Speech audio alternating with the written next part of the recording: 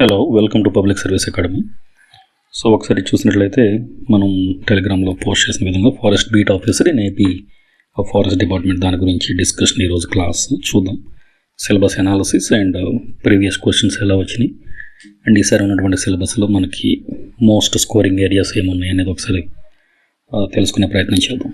So last time వచ్చిన notification ఇది 2019లో ఇచ్చారు. ఫిబ్రవరిలోనే అనౌన్స్ చేశారు. ఎప్పటి నుంచి అంటే March 5th నుంచి 27th వరకు అప్లికేషన్ డ్యూరేషన్ అని చెప్పేసి ఇచ్చారు. సో ఈ విధంగా ఏంటంటే 26th May అనేది ఫస్ట్ అనౌన్స్ చేసిన డేటు. మోస్ట్ ప్రాబ్లీ ఆ టైంలో ఉండొచ్చు అనేది, అంటే 25,000 కంటే ఎక్కువ ఉంటుంది అనేది ఇక్కడ వీళ్ళకి డౌట్ ఉండేది. 26th పెడదాం అనుకున్నారు. బట్ ఆ తర్వాత అప్లికేషన్ చాలా ఎక్కువ వచ్చేసరికి June 16th ఎగ్జామ్ పెట్టాల్సి వచ్చింది. అంటే ఎనఫ్ టైం ఇస్తారు ఎప్పుడైనా సరే అప్లికేషన్ అప్లై చేయడానికి. ఇక్కడ చూసినా కానీ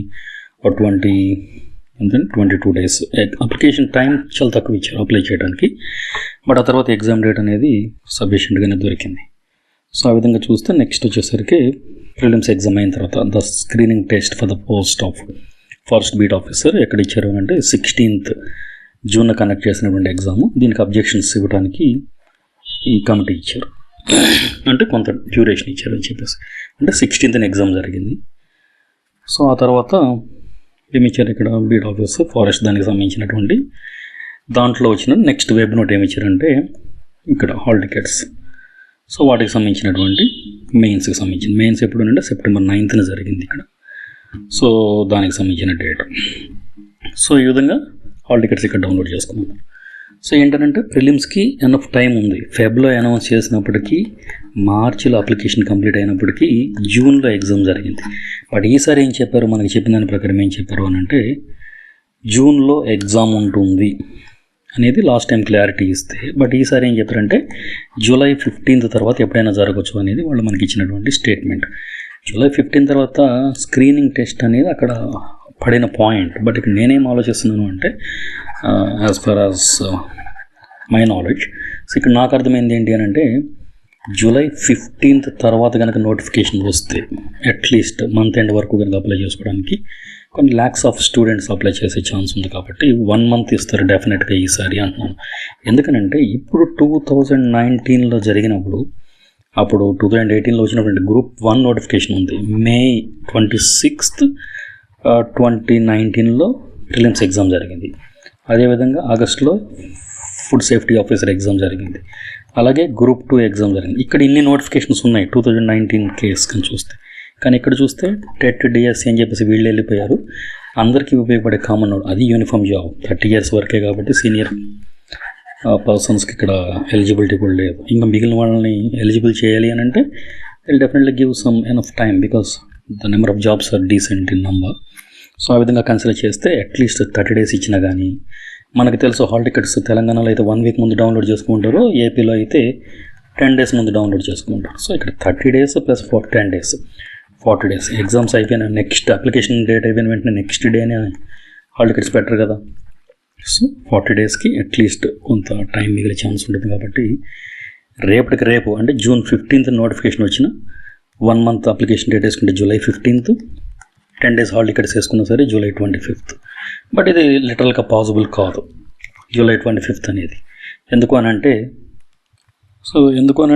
ఇక్కడ ఛాన్సెస్ అనేవి చాలా తక్కువ ఉన్నాయి. సో అలాగే ఒకవేళ కనుక వాళ్ళు అన్నట్లు July 15th తర్వాత నోటిఫికేషన్ ఇచ్చినట్లయితే అప్పుడు 1 month టైం ఉంటుంది అండ్ August 15th వరకు, అండ్ హాల్ టికెట్స్ డౌన్లోడ్ చేసుకోవడానికి కొంత టైం ఇస్తారు. కాబట్టి అట్లీస్ట్ ప్రిపేర్ అవ్వడానికి 45 days ఇస్తే ఇఫ్ దే కన్సిడర్, అండ్ ఆ విధంగా చూస్తే సెప్టెంబర్లో ఎగ్జామ్ జరుగుతుంది. బట్ దీన్ని మనం ఛాన్స్ తీసుకోలేం కాబట్టి వాళ్ళు ఇచ్చిన వెబ్ నోట్ ప్రకారం మనం వెళ్ళినట్లయితే సో అట్లీస్ట్ జూలై అండ్ అక్కడ 1 month అండ్ ఈ 15 days అండ్ August.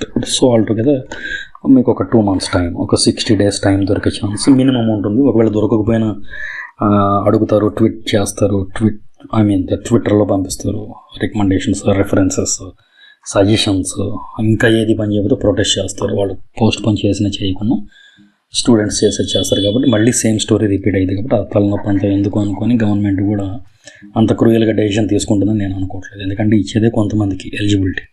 ఇప్పుడు దాంట్లో కూడా మళ్ళీ ఇంత త్వరగా ఎగ్జామ్ పెట్టేస్తే పెద్ద ఉపయోగం ఏమి ఉండదు కదా.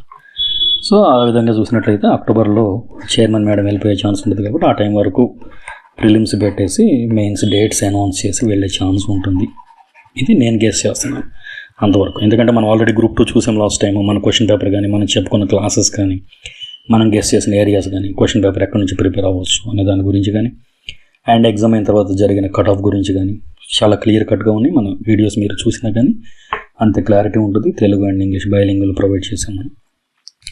సో అదేవిధంగా ఇక్కడ కూడా ప్రొవైడ్ చేయడానికి ఒక ప్లాన్ చేస్తున్నాం. సో ఇక్కడ ఒక టెస్ట్ సిరీస్, ఎందుకంటే లాస్ట్ టైం గ్రూప్ 2 తీసుకున్నట్టయితే ఒకే ఒక మాక్ టెస్ట్ పెట్టాం మనం.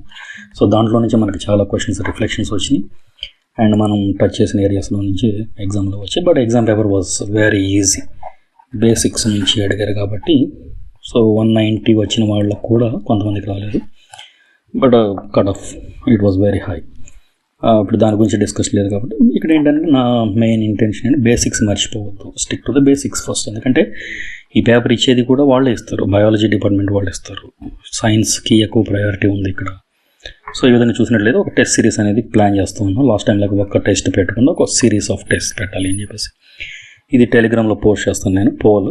సో ఇది మీరు కనుక సీరియస్లీ ప్రిపేర్ అవ్వకుంటూ దీని మీద ఇంట్రెస్ట్ ఉంది, FBO ఫారెస్ట్ బీట్ ఆఫీసర్స్ గురించి అయితే దీన్ని ఆప్ చేయండి. తర్వాత ఓన్లీ సబ్జెక్ట్ వైజ్ టెస్ట్లు కావాలి, జనరల్ స్టడీస్ మేము చదువుకుంటాం, జనరల్ సైన్స్ మాత్రమే కావాలంటే దీన్ని ఆప్ చేయండి. సో ప్రాక్టీస్ క్వశ్చన్స్ కావాలి విత్ ఎక్స్ప్లెనేషన్స్ అని అంటే దీన్ని చేయండి. లేదా మేము ఓన్గానే ప్రిపేర్ అవుతాం, మాకు నాలెడ్జ్ ఉంది అనుకుంటే దీన్ని ప్రిఫర్ చేయండి. ఓకే, సో ఇది టెస్ట్ సిరీస్ మీకు టెలిగ్రామ్లో నేను పోస్ట్ చేస్తాను. మన టెలిగ్రామ్కి సంబంధించిన లింక్ కూడా యూట్యూబ్ డిస్క్రిప్షన్లో ఉంటుంది, ఒకసారి చూడండి. అండ్ ప్రీవియస్ లాస్ట్ టైం వచ్చినటువంటి 2019 చూసాం కదా నోటిఫికేషన్, అందులో వచ్చిన క్వశ్చన్స్ కానీ చూసినట్లయితే ఇక్కడ list A, list 2, list 1, list 2 ఈ జాబితా 1, జాబితా 2 ఇచ్చేసి దానికి సంబంధించినటువంటి జతపరచమని అడిగారు. సో ఇక్కడ ఇండియన్ ఫ్లాగ్ కనుక తీసుకున్నట్లయితే ఏముంది, సో ఈ విధంగా సో పిక్టోరియల్గా అంటే ఆ నేషనల్ ఫ్లాగ్స్ ఇచ్చేసి అది ఎప్పుడు అడాప్ట్ చేసుకున్నారు, స్వీకరించిన సంవత్సరం ఏంటి అనే దాని గురించి కూడా క్వశ్చన్స్ ఈ విధంగా కూడా వచ్చాయి. కాబట్టి సో ఇప్పుడు ఇండియన్ ఫ్లాగ్ ఉందనుకుంటే 1947 మనది. సో ఇక్కడ దొరికిపోతే ఆప్షన్స్ ఓకే. బట్ ఇక్కడ D కనుక రిపిటేషన్స్ ఇచ్చారనుకోండి 111 ఇది అలాగే ఇస్తాడు. మన పింగళ వెంకయ్య గారు రూపొందించినటువంటి జాతీయ జెండా. సో ఈ విధంగా చాలా ఉన్నాయి. సో ఫస్ట్ వచ్చినటువంటి రాట్నం పెట్టారు కదా, దానికి సంబంధించి అంటే ఏ జెండాని ఎప్పుడు తీసుకున్నారు అనే దాని గురించి ఇక్కడ చాలా మంచిగా ఇచ్చాడు. అంటే క్వశ్చన్స్ అనేవి పిక్టోరియల్గా, పిక్చర్స్ ఎవరేమో ఈ పేపర్లో అనుకుంటాం కానీ బట్ అక్కడ అవి కూడా ఇచ్చారు. నెక్స్ట్ టైం ఇక్కడ చూడండి 1, 2, 3, 4 ఇక్కడ ఇచ్చినటువంటి వీటిని, ఇక్కడ ఉన్నటువంటి ఆ హిల్స్ ఏంటి, గ్యారో హిల్స్, కసాయి కొండలు. సో వీటికి సంబంధించినటువంటి అంటే పిక్టోరియల్ రిప్రజెంటేషన్. ఎందుకంటే ఫారెస్ట్కి సంబంధించింది కదా, దాంట్లో కొంచెం జియోగ్రాఫికల్గా మ్యాపింగ్ ఇటువంటి వాటికి సంబంధించిన వాటికి ఎక్కువ ప్రయారిటీ ఇచ్చారని నాకు అనిపించింది. సో మీరు చదివేటప్పుడు GS చదువుకున్నా సరే ఈ విధంగా చదువుకోవడానికి ట్రై చేయండి. అండ్ క్వశ్చన్ పేపర్ చూస్తే ఇట్ వాజ్ వెరీ ఈజీ. మొన్న ఏదైతే గ్రూప్ 2 పేపర్ వచ్చిందో సేమ్ ఆ గ్రూప్ 2 పేపర్ ఇదే లైన్స్ మీద ఉంది. సో పేపర్ JNTU తయారు చేసేదా లేకపోతే APPSC వాళ్ళు తయారు చేయించారు అనేది అది నేను చెప్తాను మీకు తర్వాత. బట్ ఇక్కడ చూడండి, బ్లాక్ పౌడర్ అని పిలిచే గన్ పౌడర్, తుపాకీ ముందు, దాంట్లో గంధకం, కర్రబొగ్గు మరియు దేని యొక్క మిశ్రమం అని అడిగాడు, పొటాషియం నైట్రేట్. సో ఇది ఒకటి. తర్వాత దర్పణాల గురించి మీకు తెలిసిందే, ఇది important. So use in the cigarette లైటర్స్లో యూజ్ చేసే ఇదేంటిది అంటే మన ఇంట్లో ఉపయోగించే వంట గ్యాస్లో వాడేది అదేముంటుంది, ఇక్కడ బ్యూటేన్ ఉంటుంది అనే దాన్ని ఒకసారి చూసుకోండి. తర్వాత అదేవిధంగా బ్లడ్ గ్రూప్స్ ఉన్నాయి కదా, సో లాన్స్ స్టైనర్ కనిపెట్టినటువంటి బ్లడ్ గ్రూప్స్. సో వాటిని ఒకసారి చూడాలి, ఎందుకంటే ఇక్కడ నోబెల్ ప్రైజ్ ఇవ్వడం జరిగింది.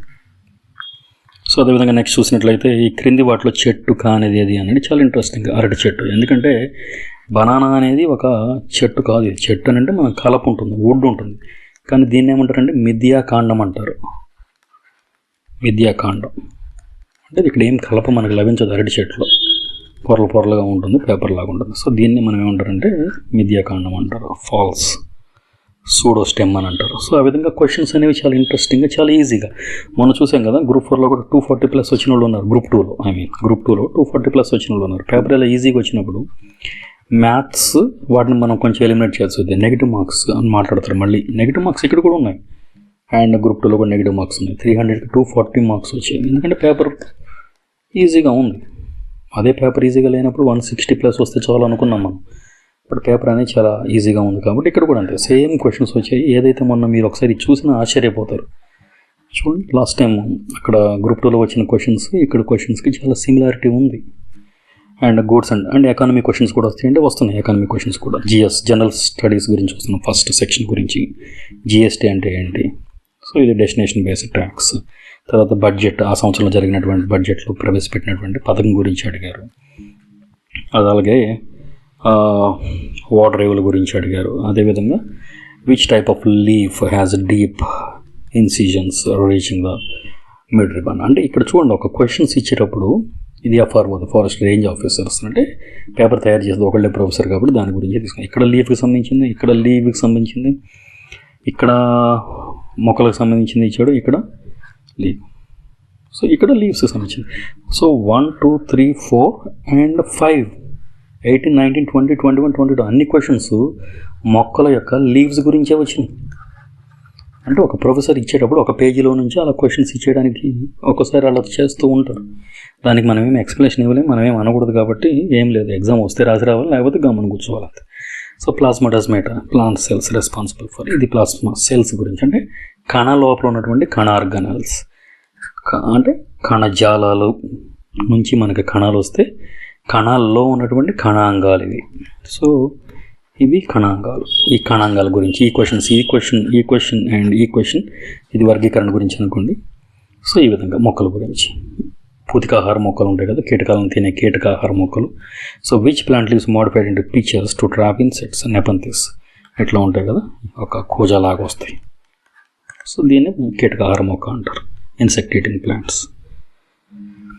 సో ఈ విధంగా చూసినట్లయితే లాస్ట్ టైం వచ్చినటువంటి క్వశ్చన్స్ అవి కొంచెం ఇంకా మిగిలిన క్వశ్చన్ చివరిలో చూద్దాం. ఇక్కడ చూస్తే syllabus general studies and mental ability, ఇక్కడ 75 మార్క్స్ ఉందండి అండ్ 75 minutes, అదంతా నేను చెప్పాను ఇక్కడ. తర్వాత general science and general maths ఉంది 75.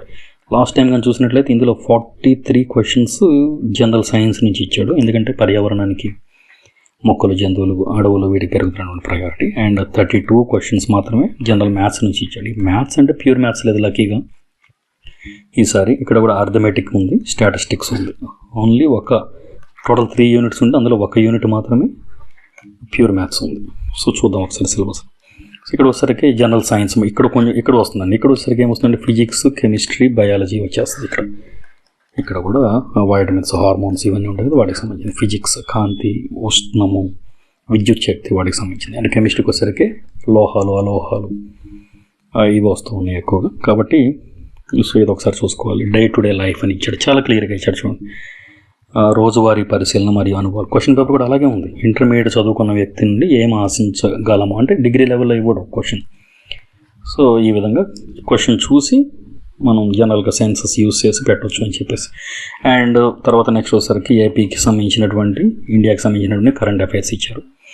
సో తర్వాత ఇండియన్ హిస్టరీ ఇచ్చారు. అండ్ భారత జాతీయోద్యమం మరి ఆంధ్రప్రదేశ్లో జాతీయోద్యమం టైంలో ఎటువంటి సంఘటనలు చోటు చేసుకున్నాయనే దాని గురించి ఇక్కడ ఇవ్వడం జరిగింది. తర్వాత భారతదేశ భౌగోళిక విశేషాలు అంటే ఏపీ అండ్ ఇండియన్ జాగ్రఫీ ఇచ్చారు. తర్వాత ఇండియన్ పాలిటీ ఉంది, పాలిటీలోనే మనకి ఎకనామిక్ రిఫార్మ్స్ ఇచ్చారు.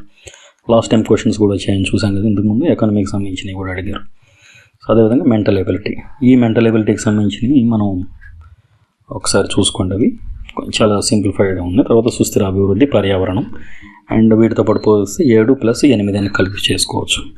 ఎందుకంటే విపత్తు నిర్వహణలో కూడా మనకి ఇవన్నీ కవర్ అవుతూ ఉంటాయి. ఏపీలో జనరల్గానే ఈ తుఫాన్లు ఇవి ఎక్కువ ఛాన్సెస్ ఉన్నాయి కాబట్టి వీటికి సంబంధించినవి వచ్చే ఛాన్సెస్ ఉన్నాయి. అండ్ వరదలు వీటికి సంబంధించింది కూడా, అంటే ఎటువంటి ప్రాజెక్టులు నిర్మిస్తున్నారు కరువుల్ని నివారించడానికి, పోలవరం లాంటివి అని. సో వీటి మీద ఎక్కువ క్వశ్చన్స్ వచ్చే ఛాన్స్ ఉంటుంది. జనరల్ సైన్స్ నేను దేని బేసిస్ చెప్తున్నాను, మొన్న తయారు చేసినటువంటి గ్రూప్ 2 పేపర్ చెప్పాను లాస్ట్ టైం కూడా. ప్రొఫెసర్స్ అనేది నెలకొకళ్ళని మార్చుకుంటూ వెళ్ళరు. ఒక కమిషన్ ఉంది అని అంటే ఒక సెట్ ఆఫ్ ప్రొఫెసర్స్ని హైర్ చేసుకుంటారు, వాళ్ళే పేపర్ ప్రాపర్గా సెట్ చేస్తారు, ఎక్కడ లీకేజ్ ఇష్యూస్ ఉండవు. అది రిటైర్డ్ ప్రొఫెసర్స్ అవనివ్వండి, మొన్న వచ్చినట్టు వస్తుంది పేపర్, చాలా సింప్లిఫైడ్ అండ్ లిబరల్ పేపర్ వచ్చే ఛాన్స్ ఉంటుంది. అదే ఐఐటి ప్రొఫెసర్స్ వీళ్ళైతే చాలా కాంప్లికేటెడ్గా పిచ్ ఎక్కిస్తారు పేపర్ని. మన గ్రూప్ 1 క్వశ్చన్ పేపర్స్ ఉన్నాయి కదా మెయిన్స్, ఆ విధంగా ఉంటాయి. తర్వాత ఇక్కడ ఒకసారికి జనరల్ సైన్స్. సో ఇది మేజర్గా లాస్ట్ టైం 43 మార్క్స్కి ఇచ్చారు, ఒకసారి చెక్ చేసుకోండి కావాలంటే. శక్తి మూలాలు, శక్తి మూలాలు అంటే పునరుత్పాదక, renewal energy sources, non renewal energy sources ఉన్నాయి. వీటిలో మెయిన్గా ఆంధ్రప్రదేశ్లో వచ్చేది ఏంటి అండ్ మనం ఇప్పుడు చూసినట్టయితే సోలార్ కుక్కర్స్ కానివ్వండి, తర్వాత solar heaters, solar cells government వాటికి ఇచ్చే సబ్సిడీస్, సోలార్ పంప్ సెట్స్ ఇవన్నీ ఉన్నాయి కదా, కుసుమ లాంటి పథకాలు కొన్ని మనం last time PIB press information bureau వీడియోస్లో కూడా వీటి గురించి చాలా డీటెయిల్గా చూసుకున్నాం. తర్వాత పునరుత్పాదకత లేని శక్తి వనరులు, ఇందులో ఇటువంటివన్నీ వస్తాయి, ఫాజిల్ ఫ్యూయల్స్ ఇవన్నీ. ఈ అణు రియాక్టర్స్ ఇప్పుడు జరుగుతుంది కదా గొడవ, వాటికి సంబంధించినటువంటి భద్రతా చర్యలు కానివ్వండి, అణుశక్తి, మంగళ turbine. Last time direct question ఇచ్చాడు మంగళ టర్బైన్ మీద, చూపిస్తాను ఒకసారి.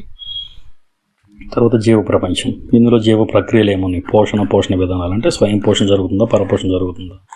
పరపోషణ జరిగితే వాటిని పరాన్నజీవులు అంటారు. జీవులు చనిపోయిన తర్వాత పూతికాహారాలు, వాటి యొక్క రోల్ ఏంటి. తర్వాత ఇక్కడ మొక్కల్లో పోషణ, ఫోటోసింథసిస్ అంటే కిరణజన్య సంయోగక్రియ, దాంట్లో ఏమేమి రిలీజ్ అవుతుంది, ఏమేమి తీసుకుంటున్నాయి అనేది. జంతువుల్లో పోషణ అంటే అమీబా ఎలా జరుపుకుంటుంది, మన గ్రాస్ ఓపర్ మిడతలు ఉంటాయి కదా అవి ఎలా ఉంటాయి. మనుషుల్లో జీర్ణ వ్యవస్థ ఎలా ఉంది. జీర్ణ వ్యవస్థ వచ్చేసరికి ఏమొస్తాయి అంటే enzymes, hormones, vitamins, minerals,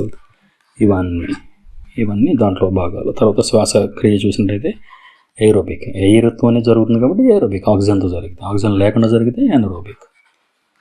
okay. తర్వాత చర్మంతో జరిపే శ్వాసక్రియ ఏంటి, కప్పు ఉందనుకోండి చర్మంతో జరుగుతుంది. మొప్పలు ఉన్నాయి అంటే చేపలు, ట్రేకియా కొన్ని రకాల కీటకాలు, ఊపిరితిత్తులు అంటే మనం, వాటితో పాటు ఎర్త్వామ్స్, చేపలు, మిడతలు, మనిషి, ఏ విధంగా శ్వాసక్రియ జరుపుకుంటాయి, వీటి యొక్క నిర్మాణం ఏంటి, అవి పనిచేసే దాని మీద కొంచెం నాలెడ్జ్ పెంచుకోవాలి అని క్వశ్చన్స్ ఉన్నాయి. సో సిలబస్ ప్రకారమే ఇచ్చారు గ్రూప్ 2 తీసుకున్నప్పటికీ కూడా. సో అదొకసారి చూసుకొని చాలా జాగ్రత్తగా stick to the syllabus. And ఇవన్నీ చదవడానికి టైం ఉందంటే ఉంది, 2 months టైం ఉంది కదా. మళ్ళీ తర్వాత ఇంత పెద్ద నోటిఫికేషన్, ఇన్ని జాబ్స్తో ఇప్పట్లో ఏం కనిపించట్లేదు. ఒక గ్రూప్ 1 వచ్చినా కానీ 100 నుంచి 150 జాబ్స్, అది ప్రిలిమ్స్, మెయిన్స్, ఇంటర్వ్యూ అనుకుంటే చాలా complications and very few jobs కదా. ఇక్కడ ఎవరి వాళ్ళకే ఉన్నట్టు, వాళ్ళు కోర్టుకి వెళ్ళిపోతారు, డిఎస్సి వాళ్ళు డిఎస్సికి వెళ్ళిపోతారు, గ్రూప్ 1 మెయిన్స్ వాళ్ళు గ్రూప్ 1 మెయిన్స్కి వెళ్తారు, సివిల్స్ వాళ్ళు సివిల్స్కి వెళ్తారు. కాబట్టి ఇక్కడ మిగిలిన కానిస్టేబుల్ మొన్న రాసిన వాళ్ళకి కొంచెం ఇది ఫెచ్చింగ్ ఉంటుంది. సైన్స్ వాళ్ళు బాగా చదువుతారు. కానిస్టేబుల్ మెయిన్స్ పేపర్ మీద తీసుకున్న బోటనీ క్వశ్చన్స్ చాలా ఎక్కువ వచ్చినాయి, పత్రాలు వీటికి సంబంధించినవి. ఒకసారి మళ్ళీ చూసుకోండి. రక్తం వచ్చేసరికి రక్తం గడ్డగట్టే ప్రక్రియ, ఇక్కడ ఉన్నటువంటి ఫ్యాక్టర్స్ ఏంటి, 1 2 3 4 ఫ్యాక్టర్స్ ఎలా ఉంటాయి అవి. తర్వాత గుండె, రక్తనాళాలు, తర్వాత లింఫాటిక్ సిస్టమ్, మనిషి లోపల ఉన్నటువంటి విసర్జన. ఇక్కడ చూడండి ట్రాన్స్లేషన్లో ఉత్సర్జన అని వచ్చింది, అంటే బయట చేయించాలి ట్రాన్స్లేషన్ అనేది.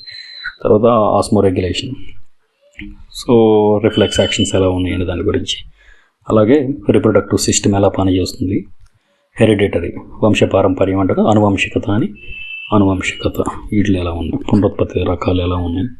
తర్వాత అంటుకట్టడం అని అంటాం కదా, గ్రాఫ్టింగ్, దానికి సంబంధించింది. పార్థెనోజెన్సిస్కి గ్రాఫ్టింగ్కి డిఫరెన్స్ ఏంటి. సో పరాగ సంపర్కం, పరపరాగ సంపర్కం, వాటికి సంబంధించింది. జీవపరిణామం ఎలా జరుగుతూ ఉంది. జీవపరిణామం డైరెక్ట్ క్వశ్చన్ ఇచ్చాడు, ఇక్కడ ఇచ్చాడు చూసారా, ఎవల్యూషన్ మీద డైరెక్ట్ క్వశ్చన్. ఎవరు రాశారు, ఆరిజిన్ ఆఫ్ స్పీసీస్ అని అడిగారు, చార్లెస్ డార్విన్. సో ఈ విధంగా సింపుల్ క్వశ్చన్స్ కొన్ని వస్తాయి. ఇది వచ్చింది క్వశ్చన్ అని అనుకుంటాం, బట్ ఇదే క్వశ్చన్ వచ్చింది 4 పేర్లు ఇస్తారు, కన్ఫ్యూజ్ అయిపోతాం, -మార్క్స్ ఉన్నాయి ఇక్కడ. సో ఇది ఎవరైతే ఈ ఒక్క క్వశ్చన్ చేస్తారో వాళ్ళకి ఇక్కడ +1 వస్తుంది, ఇక్కడ -1/3 కవర్ అయింది, అంటే 1.33 వీళ్ళు ఎక్కువ ఉంటారు. ఈ మార్క్స్ చాలు కదా, ఈ 1.33 చాలు కదా రిజల్ట్లో ముందు ఉండడానికి, సర్టిఫికేట్ వెరిఫికేషన్కి వెళ్ళడానికి. అదేవిధంగా సహజ వనరులు తీసుకున్నట్టయితే లోహాలు, ఇందులో చూసాం కదా, కెమిస్ట్రీకి సంబంధించిన ఖనిజాలు, మిశ్రమ లోహాలు ఏమేమి ఉన్నాయి, వాటికి సంబంధించిన లోహ సంగ్రహణ శాస్త్రం. తర్వాత స్టెయిన్లెస్ స్టీల్, ఇత్తడి, మ్యాగ్నాలియం, బంగారానికి సంబంధించినటువంటి, మధ్య బంగారం రేటు పెరుగుతూ ఉందనంటే అంటే ఏదైనా ఒక టాపిక్ వచ్చినప్పుడు దానికి సంబంధించిన క్వశ్చన్స్ ఎగ్జామ్లో ఎక్కువ ఎక్స్పెక్ట్ చేయడానికి అవకాశం ఉంది. అదేవిధంగా అలోహాలు తీసుకున్నట్టయితే హైడ్రోజన్ లాంటివి కానివ్వండి, వాటి యొక్క వెలికితీత, తర్వాత సల్ఫర్ డైఆక్సైడ్ యొక్క లక్షణాలు, సల్ఫ్యూరిక్ యాసిడ్ తయారీ, వీటికి సంబంధించి అడిగే ఛాన్స్ ఉంది. అదేవిధంగా కార్బన్ యొక్క సంయోగాలు, కార్బన్ కాంపౌండ్స్ ఎక్కువ అడుగుతారు, ఎందుకంటే మన డైమండ్ తీసుకున్న, గ్రాఫైట్ తీసుకున్న, ఇవన్నీ కార్బన్ సమ్మేళనాలు. ఆక్సిజన్ కలిగి ఉన్నాయి, ఆల్కహాల్స్ ఏమేమి ఉన్నాయి వీటిలో. ఫార్మాల్డిహైడ్ అంటే మనిషిని కనుక బాడీ డికంపోజ్ అవ్వకుండా చనిపోయిన తర్వాత ఫార్మలిన్ దాన్ని ఎక్కిస్తారు, సో అది. తర్వాత ఎసిటోన్, మన వెనిగర్ ఉంటుంది కదా, వెనిగర్ ఇంట్లో వాడే వెనిగర్ అంటుంది, దాన్ని ఎసిటోన్, ఎసిటిక్ యాసిడ్ అంటారు. సో ఈ విధంగా వీటికి సంబంధించినవి కూడా ఛాన్స్ ఉంది. సబ్బులు, వాటి యొక్క ఫార్ములాలు అడిగే ఛాన్స్ ఉంటుంది. సో ఎందుకంటే క్వశ్చన్స్ చాలా అడగాలి, 40+ క్వశ్చన్స్ అడగాలి కాబట్టి ప్రతి టాపిక్ నుంచి సో 5-6 క్వశ్చన్స్ వచ్చే ఛాన్స్ ఉంటుంది. తర్వాత పర్యావరణం మన జనరల్ సైన్స్ ఫస్ట్ పేపర్లో కూడా ఉంది, జనరల్ స్టడీస్లో. అక్కడ పర్యావరణ సమస్యలు, ఎందుకంటే ఈ రోజుల్లో ప్రయారిటీ ఎక్కువైపోతుంది. ఇక్కడ వర్షపు నీటి సేకరణ, బయోడిగ్రేడబుల్, నాన్ బయోడిగ్రేడబుల్ పదార్థాలు ఏంటి, తర్వాత వాటర్ మేనేజ్మెంట్ ఏంటి, వీటితో పాటే అడవులకు సంబంధించి ఏపీ ఎక్కువ ప్రయారిటీ ఇస్తుంది కాబట్టి ఈ ప్రాజెక్టు వల్ల ఏమైనా దెబ్బతింటున్నాయా, తర్వాత నెక్స్ట్ చూస్తే green house effect, global warming, ozone పొర, ఆమల వర్షం. క్వశ్చన్స్ అన్నీ ఇక్కడ నుంచి దిగిపోతాయండి. సింపుల్గానే ఉంటాయి. మనం ఏదేదో చదువుకొని వెళ్తాం పెద్ద పెద్ద కాంప్లికేట్, బట్ వెరీ సింపుల్గా స్ట్రాటోస్పియర్ ఎన్నో కిలోమీటర్ నుంచి ఎన్నో కిలోమీటర్ వరకు ఉంది, ఇటువంటి క్వశ్చన్స్ వస్తుంటాయి. అది మిస్ అయిపోవడానికి ఎక్కువ ఛాన్సెస్ ఉంటాయి. ఎందుకంటే బాగా హై లెవెల్లో చదివినప్పుడు అండి కొన్ని బేసిక్స్ మిస్ అవుతాం. తర్వాత ఎథనోబాటనీ అండి, జనవృక్ష శాస్త్రం అంటారు. ఔషధ మొక్కలు, వాటి యొక్క అధ్యయనం, తర్వాత వాటి యొక్క కాలానుగ్రహణం, ఆయుష్ అనండి, ఇక్కడ వాటి యొక్క జీవితకాలం అన్నట్టు. అంటే 1 సంవత్సరంలో చనిపోతున్నాయా మన వరి, మొక్కజొన్న వీటిలాగా, అంటే ఎక్కువ కాలం బ్రతుకుతాయి సంవత్సరాల తరబడి. తర్వాత బహువార్షిక మొక్కలు అంటాం కదా, వాటికి సంబంధించిన శాస్త్రీయ నామాలు కూడా ఇంపార్టెంట్. ఎందుకనంటే శాస్త్రీయ నామాలు ఇక్కడ చూడండి అన్నీ ఇంపార్టెంట్ కదా. జింజర్ అఫిషనాలిస్, టర్మరిక్, ఇక్కడ మీరు ఒకసారి చూసినా కానీ క్లియర్గా ఉంటుంది. జింజర్, టర్మరిక్, పసుపు, అల్లం చూడటానికి ఒకే రకంగా ఉంటుంది. కానీ 2012 ఎస్ఐ ఆఫ్ పోలీస్ ఎగ్జామ్లో జింజర్ సైంటిఫిక్ నేమ్ అడిగితే 2013 టర్మరిక్ సైంటిఫిక్ నేమ్. ఇది నేను ఆల్రెడీ చెప్పాను గ్రూప్లో అప్పుడు కూడా. ఇక్కడ కూడా పక్కనే ఇచ్చారు. ఎందుకు పక్కనే ఇచ్చారు అనేది నాకు తెలియదు, నేను ఇక్కడ ఏం కనిపెట్టట్లేదు, మీకేం చెప్పట్లేదు. కానీ ఇక్కడ పక్క సంవత్సరాల్లోనే ఈ రెండింటి సైంటిఫిక్ నేమ్ అడిగారు. సో ఏది అడుగుతాడు అనేది అది మీరు చూసుకోవాలి. ఏది అడుగుతాడంటే ఫర్ ఎగ్జాంపుల్ సోయా మీద రీసెర్చ్ జరుగుతుంది అనుకోండి, సోయా, పపాయ పంట ఎక్కువ పండుతుంది అనుకోండి ఆంధ్రప్రదేశ్లో, దాని గురించి అడిగే ఛాన్స్ ఉంటుంది. తర్వాత ఇంకేముంది, తులసి పెద్ద ఇంపార్టెంట్ కాదనుకోండి. క్యాస్టర్, ఆముదం పంటలు హార్టికల్చర్ క్రాప్స్ కింద వేస్తున్నాను అనుకోండి, రెసినస్ కమ్యూనిస్ అనేది దాని మీద ఎక్కువ ఉంటుంది. తర్వాత పెరెనియల్, జీవితం, బహువార్షిక మొక్కలు అని అంటే మేజర్గా ఏం చెప్పుకుంటారు, రెడ్ శాండల్ ఉంది, ఎర్ర చందనం మొక్క, ఇందులో ఉందా లేదనేది పక్కన పెట్టేసేయండి ఫస్ట్. ఇదైతే జనరల్గా ఇటువంటి వాటికి యూకలిప్టస్, జామాయిల్ మొక్కలు ఉన్నాయి కదా, వాటికి సంబంధించి నీమ్, వేప చెట్టు. నీమ్ చెట్టు నుంచి మనకి ఏమొచ్చింది, వేప చెట్టు అంటే అజిటెక్టా ఇండికా అనేది, అజిటెక్టిన్ అనేది వస్తుంది అక్కడ. సో ఈ విధంగా పీపుల్ అంటే రావి చెట్టు, ఫైకస్ రిలీజియోసా. సో కొన్ని క్వశ్చన్స్ అనేవి గెస్ చేయొచ్చు. చదువుకునేటప్పుడే చాలా జాగ్రత్తగా సెగ్రిగేట్ చేసి చదువుకోగలిగితే రైట్ ఫ్రమ్ ద బిగినింగ్ ఒక ఐడియా ఉంటుంది. సో నెక్స్ట్ చూస్తే జనరల్ మ్యాథ్స్ చూసినట్టయితే ఎస్ఎస్సి స్టాండర్డ్ అన్నట్టు 10th క్లాస్ స్టాండర్డ్. అర్థమెటిక్స్లో మీకు సింపుల్ ఉంటుందండి. మీరు ఏదైతే అంతకుముందు జనరల్ మెంటల్ ఎబిలిటీ అక్కడే ఉండేది, అర్థమెటిక్ కూడా నెంబర్ సిస్టమ్ తెలుసు మీకు. తర్వాత ఎడిషన్, సబ్ట్రాక్షన్స్, బోడోమాస్ అవి ఉన్నాయి కదా, రూల్స్ తెలుసు. తర్వాత time and work, percentages, simple and compound interest, profit and loss, ratio, proportions, ఇవన్నీ మీకు ఐడియా ఉన్నాయి. నెంబర్ థియరీ తెలుసు, హెచ్సిఎఫ్, కాసాగు, గసాగు ఇవన్నీ తెలుసు. సో కాసాగు, గసాబా, సో హెచ్సిఎఫ్ ఇవన్నీ తెలుసు కాబట్టి ఈ చాప్టర్ అనేది ఈజీగానే ఉంటుంది. For example last time 32 questions ఇచ్చాడు అనుకోండి. సో దీంట్లో నుంచి ఎక్కువ ఇస్తారు. ఎందుకంటే ఇటు సైన్స్ వాళ్ళకి, ఆర్ట్స్ వాళ్ళకి ఈ జియోమెట్రీ దగ్గర కొంచెం ఇష్యూ అయ్యే ఛాన్స్ ఉంటుంది కాబట్టి ఇక్కడ ఎక్కువ క్వశ్చన్స్ వచ్చే ఛాన్స్ ఉంటుంది. అదేవిధంగా స్టాటిస్టిక్స్లో కూడా కొన్ని చూసుకోవాలి, కోరిలేషన్స్, మీన్, మోడ్, మీడియం లాంటివి ఉంటాయి కదా. వాటికంటే కూడా ఇంకా ఎక్కువ ఇంపార్టెంట్ ఏముందంటే చూడండి, తర్వాత ఇక్కడ పాలిగాన్స్, బార్ చార్ట్ ఇచ్చేసి 5 క్వశ్చన్స్ ఇస్తారు, ఈజీగా చెప్పేయచ్చు. పై చార్ట్ ఉంటుంది కదా, ఇట్లా పై ఇస్తారు 25%, 35%. సో దీని మీద 5 క్వశ్చన్స్ వచ్చే ఛాన్స్ ఉంటుంది. అప్పుడు స్టాటిస్టిక్స్ అనేది మీకు ఈజీ అయిపోద్ది. అదేవిధంగా అర్థమెటిక్స్ అనేది కూడా ఈజీ అయిపోతుంది. ఓన్లీ జామెట్రీ గురించి వెరీ పక్కాగా తెలిస్తేనే పెట్టాలి, ఎందుకంటే నెగిటివ్ మార్క్స్ ఉన్నాయి కాబట్టి ఇందులో ఎక్స్పెరిమెంట్స్ చేయడానికి ఛాన్స్ లేదు. సో ఇలాంటప్పుడు ఏం చేయాలి, ఇది మంచిగా చేసుకోవాలి, దీని కింద ఉన్నటువంటి స్టాటిస్టిక్స్ మంచిగా చేయాలి. ఫస్ట్ హాఫ్ అయినటువంటి 37 అంటే లాస్ట్ టైం 43 వచ్చాయి. జనరల్ సైన్స్ ఎక్కువ ప్రాక్టీస్, పర్ఫెక్షన్ అవ్వాలి, ఎందుకంటే ఇది ఓన్లీ క్వాలిఫైయింగ్ టెస్ట్, స్క్రీనింగ్ టెస్టే కాబట్టి 100% మార్క్స్ ఇక్కడ అవసరం లేదు మీకు. సో దీనికంటే కూడా ఫస్ట్ 75 ఉన్న జనరల్ స్టడీస్ మీద, సెకండ్ హాఫ్ అయినటువంటి జనరల్ సైన్స్ భాగం మీద ఎక్కువ ఫోకస్ పెడితే మంచి మార్క్స్ రావడానికి ఛాన్సెస్ ఉంటాయి. అదేవిధంగా లాస్ట్ టైం వచ్చిన కొన్ని క్వశ్చన్స్ చూద్దాం ఇప్పుడు, ఎందుకంటే పేపర్ ఎంత కష్టంగా ఉంటుందనేది మీకు ఒకసారి ఒక ఐడియా వస్తుంది. మంగళ టర్బైన్స్ సిలబస్లో ఇచ్చాడు, దానికి సంబంధించిన సరిగాని సమాధానం ఏంటి అన్నాడు. సో డైరెక్ట్ క్వశ్చన్ చూసారు కదా. తర్వాత మంచి ఇంధనం యొక్క అంటే గుడ్ ఫ్యూయల్ ఏదైతే which is not the property of a good fuel, లక్షణం కానిది ఏది అన్నాడు. సో తక్కువ వేడి అంటే మంచి ఫ్యూల్ అయితే ఏమైంది, శక్తిని ఎక్కువ విడుదల చేసిద్ది కదా, ఎనర్జీ ఎక్కువ, వేడి ఎక్కువ రావాలి, అప్పుడే స్టీమ్ అనేది ఎక్కువ ప్రొడ్యూస్ అయ్యింది, అప్పుడే టర్బైన్లు బాగా తిరుగుతాయి, అప్పుడే మనకి ఎనర్జీ ప్రొడ్యూస్ అయ్యింది. సో ఎంట్రోపీ అండ్ ఎంథాల్పీ చాలా ఎక్కువ ఉండాలి ఇక్కడ, అప్పుడు మాత్రమే శక్తి అనేది ఎక్కువ ప్రొడ్యూస్ అవ్వాలి. దాన్నే మనం గుడ్ ఫ్యూయల్ అంటాం. అంటే కొంచెం ఆలోచిస్తే ఆన్సర్ వచ్చేస్తుంది. దీనికి చదవాల్సిన అవసరం లేదు కదా, ఈజీ క్వశ్చన్.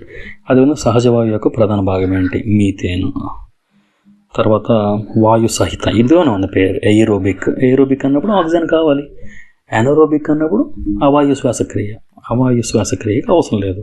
కానీ ఇక్కడ అడిగింది వాయు శ్వాసక్రియకు వాయువు కావాలి కదా, దట్స్ ఇట్. ఈ క్రింద తెలిపిన వాటిలో శిలాజ ఇంధనం కానిది ఏది? కలప. శిలాజ ఇంధనం అంటే మనం బొగ్గు, పెట్రోలియం, డీజిల్, ఏమంటారు న్యాచురల్ గ్యాస్, ఇటువంటివన్నీ. దిగువ తెలిపిన అత్యధిక వేడిని ఏది ఎక్కువ హీట్ని ప్రొడ్యూస్ చేస్తుందంటే న్యాచురల్ గ్యాస్. సూర్యుడి నుంచి తీవ్రమైన వేడి ఎందుకు వస్తుందండి? సో ఫ్యూజన్ రియాక్షన్ జరుగుతుంటాయి అక్కడ, హైడ్రోజన్ హీలియం రియాక్షన్ జరుగుతుంటాయి కదా, మనకు తెలుసు. సో ఏది సాంప్రదాయేతర శక్తి వనరు? బొగ్గు. సో నాన్ రెన్యూబుల్ అంటున్నాడు ఇక్కడ. నాన్ రెన్యూబుల్ అంటే ఇది మళ్ళీ ప్రొడ్యూస్ అవ్వదు కదా, ఒకసారి వాడేసుకున్నామంటే కొన్ని మిలియన్స్ ఆఫ్ ఇయర్స్ పడుతుంది మళ్ళీ జనరేట్ అవ్వడానికి. సో ఈ విధంగా దిగువ తెలిపిన వాటిలో ఏవి జీర్ణం కావడానికి? లాలాజలం దేనికేనంటే పిండి పదార్థాలు. ఎంజైమ్స్ దేనికేనంటే ప్రోటీన్లు, కొవ్వులు అవి కరగడానికి అది కావాలి. కిరణజన్య సంయోగక్రియలో సూర్యకాంతి ఎలా ఉపయోగపడుతుంది అంటే రసాయన శక్తిగా మార్చబడుతుంది. ఏదైతే సూర్యకాంతి వస్తుందో హెచ్మ్యూ అనేది, ఇక్కడ ఉన్నటువంటి మొక్కలు ఈ సూర్యకాంతిని తీసుకొని రసాయన శక్తి అంటే కార్బోహైడ్రేట్స్, పిండి పదార్థాలు ఏముంటుంది? కార్బన్ ఉంటుంది, హైడ్రోజన్ ఉంటుంది, ఆక్సిజన్ ఉంటుంది. ఇదే కదా రసాయన పదార్థం అంటే. సో ఈ విధంగా సూర్యకాంతి ఫిజికల్ భౌతిక శక్తి వనరు అనేది రసాయన శక్తిగా అంటే ఎనర్జీ, ఫ్యూయల్. మనం నడవాలంటే కావాల్సింది ఫ్యూయల్. ఆ ఫ్యూయలే ఇది రసాయన శక్తి. మిడతలో శ్వాసక్రియ వేటి ద్వారా ఇందులో చూసాం. ట్రాకియాస్, నాళాలు వీటితోనే జరుగుతాయి. ప్రోటోజోవాలో ఆహారం వేటి ద్వారా జీర్ణం అవుతుంది. సో ఆహారంలోనే ఎంజైమ్స్, ఎందుకంటే ప్రోటోజోవా అంటే అమీబా ఉందనుకోండి, దీంట్లో కణాలు ఏముండవు. ఇది ఒక చిన్న కేంద్రం ఉంటుంది, ఏకకణజీవి కాబట్టి దీని లోపల ఉన్నటువంటి ఎంజైమ్సే ఏదైనా ఫుడ్ తీసుకున్నప్పుడు ఆ ఫుడ్ చుట్టూ ఇది ఇట్లా ఫామ్ అయిపోయి దాన్ని లాగేసుకుని లోపలికి కరిగించేసుకునేది. గొంతుకుని జీర్ణాశయంతో, మనకు ఉన్నటువంటి పైన గొంతుని కింద ఉన్న జీర్ణాశయాన్ని కలిపేది ఏది అని అంటే ఈసోఫాగస్, అన్నవాహిక. సో ఏది సరిగ్గా జతపరచలేదు అన్నాడు. కసుకుట అంటే పరాణజీవి అని చెప్తున్నాడు. సో శీలింద్రం అనేది సాప్రోఫైటిక్, పూతికాహారి. పూతి బుక్కు అని రాశాడు. సో ఇది తప్పు, ఇది పూతికాహార జీవి అంటారు. గ్రీన్ ప్లాంట్ అనేవి పరాణజీవులు కావు, ఎందుకంటే ఈ స్వయ పోషకాలు పిండి పదార్థాలు అవి తయారు చేసుకుంటాయి. తర్వాత బదనిక, మిస్ల్టో. సో ఇది ఆటోట్రాఫిక్ అన్నాడు. సో ఇది రాంగ్. సో ఈ విధంగా చూసినట్లయితే పెట్టవచ్చు ఎర్ర రక్త కణాలు, ఇది అందరికీ తెలిసింది 120 days. బట్ దీన్ని కూడా కన్ఫ్యూజ్ అయిపోయి 12 to 13 days ఇస్తాడు వాడు. ఎందుకంటే తెల్ల రక్త కణాలు ఎంత ఉంటుందండి? మూత్రపిండం యొక్క విసర్జే భాగం నెఫ్రాన్స్. మన బాడీ లోపల కణాలు ఎలా ఉంటాయో, ఇంటి లోపల గిడ్డుకలు ఎలా ఉంటాయో, అదేవిధంగా మూత్రపిండం నిండా కూడా ఉండేవి నెఫ్రాన్స్. నెఫ్రాన్ని వృక్కాలు అంటారు. తెలుగులో ఇవ్వలేదు, ఇంగ్లీష్లోనే ఇచ్చాడు. మరి మీరు తెలుగు నేర్చుకున్న ఉపయోగం ఉండదు అక్కడ. సో కొన్ని ఇంగ్లీష్ పదాలు కూడా నేర్చుకోవాలి. వేర్ల నుండి కాండానికి ఇక్కడ వేళ్ళు ఉంటాయి, ఇక్కడ కాండం ఉంటుంది. ఏది తీసుకెళ్తుందంటే దారు జైలం అనే కణజాలం ద్వారా ప్రవేశించింది. ఇది చెప్పింది కదా. The origin of species book ఎవరు రాశారు అంటే చార్లెస్ డార్విన్. సిలబస్లో ఏది ఉందో దాని నుంచి క్వశ్చన్స్ అడిగాడండి. ఇనుము యొక్క స్వచ్ఛమైన రూపం ఏది అని అంటే రాట్ ఐరన్ అనేది. వెనిగర్ చూసాం కదా ఇందాక ఇంట్లో. వెనిగర్ అంటే ఏంటి అని అంటే ఎసిటిక్ యాసిడ్. ఇది మీరు నేర్చుకోవాలి. శరకామలం అంటే టు బి ఫ్రాంక్ చెప్తున్నాను, నాకు కూడా తెలియదు, నేను కూడా వినలేదు. ఎందుకంటే వాడికి వచ్చింది ట్రాన్స్లేట్ చేసి రాసేస్తే ఆ 1 మార్క్లోనే మీకు పోద్ది. దాన్ని పట్టుకుని కోర్టుకు వెళ్ళలేం కదా. కోర్టుకు వెళ్తే ఏం జరిగిందో మీకు తెలుసు నాకంటే బాగా. సో గ్రీన్ హౌస్ ఎఫెక్ట్కి ఏది దోహదపడుతుందంటే కార్బన్ డైఆక్సైడ్ అండ్ మీథేన్. ఇవి 2 మేజర్ కారకాలు. అండ్ సరిగా ఏది జతపరచబడలేదంటే ద్వితీయ కాలుష్య కారకం సల్ఫర్ డైఆక్సైడ్. కాలుష్య కారకాలు 2 రకాలు ఉంటాయండి, ప్రైమరీ అండ్ సెకండరీ. ప్రైమరీ అంటే ఏంటంటే SO2, NO2, CO, ఇవన్నీ ఇక్కడ CO2 ఇవన్నీ ప్రైమరీ. ఇది ఆక్సిజన్తో కలిసినప్పుడు కానీ వాటర్తో కలిసినప్పుడు కానీ, ఆక్సిజన్తో కానీ వాటర్తో కానీ కలిసినప్పుడు SO3 అండ్ H2SO4. ఇక్కడ HNO3, ఇక్కడ HCO3. Carbonic acid, nitric acid, sulphuric, ఇవి ద్వితీయ కాలుష్యకాలు. ఇవన్నీ ప్రైమరీ కాలుష్యకాలే కదా. సో ఇది కొంచెం సబ్జెక్ట్ నేర్చుకుంటే ప్రైమరీ కాలుష్యకాలు ఇక్కడ సల్ఫర్ డైఆక్సైడ్ ఇచ్చేది, మరి ఈసారి వేరేది ఇస్తే. అందుకే నేర్చుకునేటప్పుడు ఆ ఒక్క పాయింట్ కాకుండా దానికి సంబంధించిన రిలేటెడ్ టాపిక్స్ కానీ ఆ ఏరియాని కానీ చూడాలి. చిప్కో ఉద్యమం దేని జరిగింది? చెట్లు నరుకుతూ ఉంటే వెళ్ళి వాటిని హగ్ చేసుకున్నారు, దాన్ని చిప్కో అంటారు. అటవీ నిర్మూలన, డిఫారెస్టేషన్కి. ఇది కూడా కరెక్ట్ కాదు, ఆ చెట్లను నరకడానికి వ్యతిరేకంగానే జరిగింది. సో ఇక్కడ శాస్త్రీయ నామాలు ఇచ్చారు చూడండి. అల్లం ఇచ్చాం, ఇందాక చూసాం కదా, జింజిబర్ అఫిషనాలిస్, వీకి 3 ఇట్లా ఒకసారి పెట్టేసుకోవచ్చు అలా. సో క్రింది వాటిని సమాధానం. ఉపయోగం ఏంటి అన్నాడు. మనకి తెలుసు అర్జున అనే మొక్క, దీని నుంచి అంటే గుండె వ్యాధుల కోసం దీన్ని వాడుతూ ఉంటాం ఎక్కువగా. సర్పగంధ దానికి సంబంధించి ఏదైనా ఒకటి తెలిసినా సరే పెట్టేసుకోవచ్చు. ఓకే. అండ్ జీవ సంబంధమైనటువంటి ఆక్సిజన్ డిమాండ్ దేనికి సూచిస్తుంది అంటే నీటి లోపల ఒక చెరువు కానీ తీసుకున్నాం అనుకుంటే దాని లోపల ఎంత కాలుష్యం అయ్యి ఉంది నీరు అని అంటే బిఓడి లేకపోతే COD, chemical oxygen demand, biological oxygen demand. దేన్ని తెలియజేస్తుంటే ఆక్వాటిక్ ఎన్విరాన్మెంట్, వాతావరణంలో ఉన్నటువంటి నీటి లోపల ఉన్న దాని యొక్క ప్యూరిటీ ఎంత వరకు ఇది స్వచ్ఛంగా ఉందని తెలిసేది మనకి తెలిపేదే బిఓడి అండ్ సిఓడి. దిగువ తెలిపిన వాటిలో వాయు కాలుష్యానికి చందనిది అన్నాడు. యూట్రాఫికేషన్ అది వాయు కాలుష్యానికి సంబంధించింది కాదు. పంట పొలాలు వీటి కనుక నైట్రోజన్, ఫాస్ఫరస్కి సంబంధించిన ఎరువులు వేసినప్పుడు ఈ నీరు కనుక ప్రవహించి దగ్గరలో ఉన్నటువంటి చెరువులో కానీ చేరితే ఆ చెరువు లోపల నాచు, కలుపు మొక్కలు, నీటి మొక్కలు బాగా ఏపుగా పెరుగుతాయి. ఇక్కడ నీటికి పోషక పదార్థాలకు సంబంధం తప్ప వాయుకి సంబంధం లేదు కాబట్టి ఇది రైట్ ఆన్సర్. చందనిది, ఇది చాలా ఇంపార్టెంట్ చూసుకోండి. దిగువ తెలిపిన వాటిలో పర్యావరణ జీవ సంబంధమైన భాగం కానిది ఏది అని అంటే గాలి. సో ఎందుకు ఒక టెస్ట్ సిరీస్ కండక్ట్ చేసినప్పుడు బయట టైప్ చేయించాలి, లాస్ట్ టైం ఎందుకు అలా మిస్టేక్స్ పోయినాయి అన్నమాట. ఇదే ఎగ్జాంపుల్ చూడండి. ఇక్కడ సింపుల్గా which are the following methods it's used to determine the age of earth అన్నాడు. యురేనియం లెడ్ డేటింగ్ మనకు అందరికీ తెలుసు. దిగువ తెలిపిన వాటిలో ఇది వచ్చింది చూడండి. ఏపీఎస్సీ వెబ్సైట్లో ఇది మీరు తీసుకున్న కనిపిస్తుంది. ఒక వయసును నిర్ధారించడానికి ట్రాన్స్లేషన్ అంటే ఇది. గ్రీక్ అండ్ రోమన్ లెటర్స్ వస్తూ ఉంటాయి ఇలా సంబంధం లేని. ఇది వచ్చింది. బట్ దీన్ని ఏం చేయాలి, ఈ క్వశ్చన్ చివరికి ఏం చేస్తారు, వాళ్ళు డిలీట్ చేస్తారు. బట్ ఇప్పుడు మనం కండక్ట్ చేసే మాక్ టెస్ట్లో డిలీట్ చేయడానికి ఛాన్స్ ఉండదు కదా. సో అందుకని ఒక టెస్ట్ సిరీస్ కండక్ట్ చేస్తాము. సో దీనికి సంబంధించింది ఇక్కడ అప్డేట్ ఇచ్చాను నేను. ఒకసారి చూసుకోండి. ఎవరైతే ఇంట్రెస్టెడ్గా ఉన్నారో వాళ్ళకి ఏంటంటే ఇప్పుడు ఫస్ట్ జిఎస్ ఉంది కదా, జనరల్ స్టడీస్, ఈ ఫస్ట్ పేపర్లో ఉన్నటువంటి యూనిట్స్ అన్నీ కూడా ఇప్పుడు ఏంటంటే ఇక్కడ general science plus environment plus Geography plus disaster management, ఈ 4 కలిపి ఒకదాని కింద వస్తాయి. పాలిటీ ఒకటి, హిస్టరీ ఒకటి, జియోగ్రఫీ ఒకటి. ఈ జియోగ్రఫీ ఇక్కడ వచ్చేసిందని చెప్పాను కదా. పాలిటీ ఒకటి, హిస్టరీ ఒకటి, తర్వాత రిమైనింగ్ సబ్జెక్ట్ కరెంట్ అఫైర్స్ మేజర్గా తీసుకున్నట్లయితే ఇక్కడ జియోగ్రఫీ వచ్చేస్తుంది, ఎన్విరాన్మెంట్ వస్తుంది, డిజాస్టర్ వస్తుంది. పాలిటీ, హిస్టరీ, కరెంట్ అఫైర్స్ 3 + 3 6 వస్తాయి. ఒక మెంటల్ ఎబిలిటీ మీరు ప్రాక్టీస్ చేసుకోవాల్సి వచ్చింది. వీటికి సంబంధించిన క్వశ్చన్స్ అన్నీ కూడా ఎవ్రీ వీక్, మనకున్నది ఓన్లీ 8 వీక్స్ అనుకుందాం ప్రజెంట్ అయితే, 6 to 8 వీక్స్ కాబట్టి ఎవ్రీ వీక్కి 2 ఎగ్జామ్స్ ఉంటాయి. 75 క్వశ్చన్స్, ఒక హాఫ్ పాలిటీ ఒకసారి, ఇంకొక హాఫ్ పాలిటీ ఇంకోసారి, 75 క్వశ్చన్స్ ఇవ్వడం జరుగుతుంది. తర్వాత అదేవిధంగా ఇక్కడ 4 వీక్స్లోనే మనకు 1, 2, 3, 4 వీక్స్లో ఫస్ట్ పార్ట్ 75 మార్క్స్కి అయిపోతుంది. అండ్ సెకండ్కి వచ్చేసరికి మ్యాథ్స్ని we're not going to touch the maths. ఇక్కడ జనరల్ సైన్స్ ఏదైతే ఉందో రిమైనింగ్ ఒక 40 మార్క్స్ వరకు వచ్చే ఛాన్స్ ఉందో. లాస్ట్ టైం 43 వచ్చినాయి, బట్ సే ఇట్స్ 40 అనుకుందాం. ఈ 40 మార్క్స్కి సంబంధించినటువంటి ఉన్న ఆ యూనిట్స్ని మనం ఒక 4 ఎగ్జామ్స్ కింద కండక్ట్ చేసి 2 వీక్స్, వీక్ 2, వీక్ 2. సో అలా అదేవిధంగా ఇందాక ఫస్ట్ 4 వీక్స్లో ఇక్కడ అయిపోతే ఇక్కడ 4 వీక్స్లోనూ మనకి 4 to 8 ఎగ్జామ్స్ కంప్లీట్ అయిపోతుంది. సో 75 క్వశ్చన్స్ ఈచ్ ఎగ్జామ్ ఉంటుంది.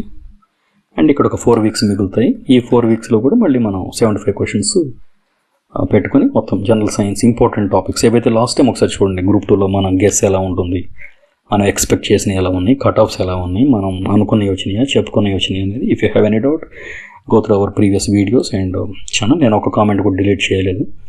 బట్ ఎవరైతే కట్ ఆఫ్ వచ్చిన తర్వాత కనిపించు అది ఏదైనా మాట్లాడారో వాళ్ళే కనిపించకుండా పోయారు.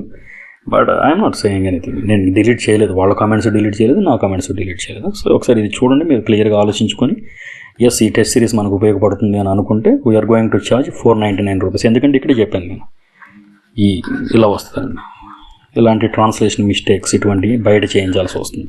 ఓన్లీ జనరల్ సైన్స్ అంటే నేను చెప్పగలను. ఇప్పుడు గ్రూప్ 2 ఉంది, పిఐబిలో ఉన్న వీడియోస్ అన్నీ తెలుగులోను ఇంగ్లీష్లోను 2 ఉంటుందండి. ఇక్కడ కూడా బైలింగ్వల్ కాదు, ఎవరిది వాళ్ళకి సపరేట్గా ఉంటుంది. తెలుగు అండ్ ఇంగ్లీష్లో కొన్ని ఇంపార్టెంట్ పీడిఎఫ్స్ బిట్స్ అవి ఎలాగో నేను ఇస్తాను. Last time we did not charge single rupee, 1 rupee కూడా తీసుకునే గ్రూప్ 2కి అరౌండ్ 25-30 వీడియోస్ చేశాను. పిఐబిలో ఉన్న ఇన్ఫర్మేషన్ అంతా ఇచ్చే ప్రయత్నం చేశాను నేను. లక్కీగా క్వశ్చన్స్ కూడా చాలా వచ్చాయి. నేను అనట్లేదు, ఆ కామెంట్స్ చూస్తే you will get to know. And we're going to charge 499 rupees charge చేస్తాము. ఎందుకంటే బయట వాళ్ళతో జిఎస్, జనరల్ స్టడీస్ ఇవన్నీ తయారు చేయించాలి, పేపర్ సెట్ చేయించాలి. And it's like it will be a time taking and plenty resources requirement ఉంది దీనికి.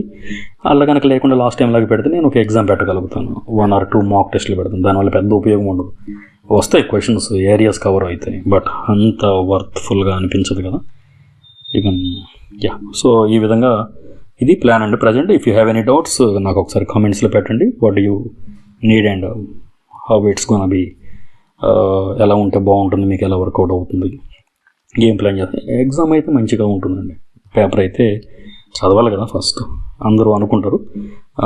ఫారెస్ట్ సెక్షన్ ఆఫీసర్ అందరికీ ఉంది, ఫారెస్ట్ సెక్షన్ ఆఫీసర్ కూడా సివిల్ ఇంజనీరింగ్ వాళ్ళకు ఉంది, మెకానికల్ వాళ్ళకు ఉంది, జియోగ్రఫీ చదివిన వాళ్ళకు ఉంది, బీఎస్సీలో మ్యాథ్స్ చదివిన వాళ్ళకు ఉంది, బాటనీ, జువాలజీ, ఫారెస్ట్ చదివిన వాళ్ళకు ఉంది. చాలామందికి ఏ సబ్జెక్ట్ చదివినా ఆటోమేటిక్గా వీళ్ళందరూ ఎలిజిబుల్ అవుతున్నారు.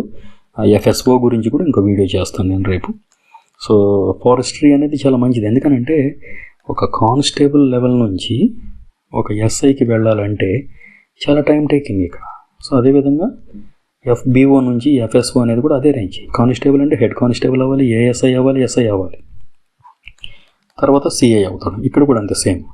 అది ఇక్కడ ఎఫ్ఎస్ఓ వస్తే డైరెక్ట్గా ఎఫ్ఎస్ఓ నుంచి ఫారెస్ట్ రేంజ్ ఆఫీసర్కి వెళ్ళిపోవచ్చు, అది సిఐ రేంజ్. సో ఎఫ్ఎస్ఓ అనేది చాలా మంచి జాబ్. 15-20 years ఎఫ్బిఓ చేస్తే forest beat officer, beat guard కింద చేస్తే అప్పుడు will get promoted. So it's going to be a very lengthy process and time consuming. And ఇంకో దానికి వర్క్ చేసుకోవడానికి అంటే గ్రూప్ 4 జాబ్ లాగా ఆఫీసులో కూర్చొని గ్రూప్ 1 చదువుకుందాం, గ్రూప్ 2 చదువుకుందాం అనే హోప్ ఉండదు. జాబ్ చేస్తేనే కదా శాలరీ వచ్చేది. సో అందుకనే లీవ్ పెట్టడానికి కూడా ఉండదు. వాళ్ళకి రిక్వైర్మెంట్ ఉంటేనే కదా మిమ్మల్ని రిక్రూట్ చేసేది. సో ఆ విధంగా ఆలోచించుకోండి. ఫారెస్ట్ రేంజ్ ఆఫీసర్స్ ఎగ్జామ్కి ఓన్లీ 26-25 జాబ్సే ఉంటాయి, బట్ సెక్షన్ ఆఫీసర్స్ ఎక్కువ ఉన్నాయి. అదేవిధంగా ఫారెస్ట్రీ సబ్జెక్ట్ కూడా సేమ్, ఎన్విరాన్మెంటల్ సైన్స్ మన సబ్జెక్ట్కి రిలేటెడ్ ఉంది. సో నేను కూడా Indian forest service exams prepare అయి ఉన్నాను, క్లాసెస్ టీచ్ చేస్తున్నాను. And I have already discussed, నేను research papers and environmental science మీద, ఈ జనరల్ సైన్స్, బయోటెక్నాలజీ మీద పబ్లిష్ చేస్తున్నాను. కాబట్టి if you have any doubts and go through our previous videos. Yes, thank you so much. Have a nice day and go through the syllabus first. The syllabus is the first foremost thing. Me table మీద ఉండాలి, మీ finger tips మీద ఉండాలి, మీ నోట్లో ఉండాలి. ఎప్పటికీ syllabus ఇట్లా ఆడుతూనే ఉండాలి. ఏది డిలీట్ చేయాలి, ఏది గట్టిగా పట్టుకోవాలి, ఏది వదిలేయాలి, ఏది తీసుకోవాలి అనేది లాస్ట్ మూమెంట్ వరకు ఆలోచించవద్దు. జస్ట్ 1 or 2 daysలో డిసైడ్ అయిపోండి. ఎవరైతే ఇంట్రెస్ట్ ఉన్న వాళ్ళు మన ఈ పోల్లో పార్టిసిపేట్ చేయండి, serious aspirants. Then will get know, ఒక ఐడియా వస్తుంది మాకు కూడా. Thanks a lot, thanks for your cooperation. మన ఛానల్ని ఎలాగో ఆదరించినట్లే. So keep watching and gain knowledge. Thank you so much.